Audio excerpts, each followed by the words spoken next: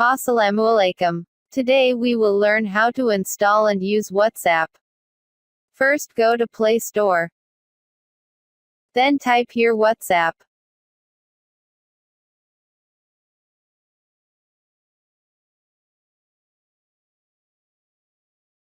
Then install WhatsApp by clicking here.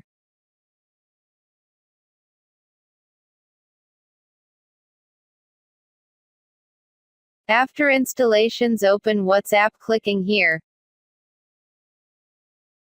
Now touch and agree and continue.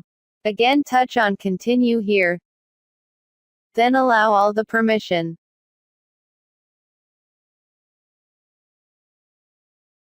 After that type your number here.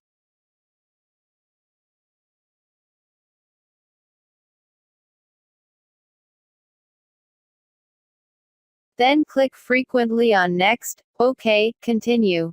If you are using same number in this mobile then just wait. But if you are using the typed number in another mobile, collect the code that has been sent to that mobile and type it in here. After that type your full name here, and click on next.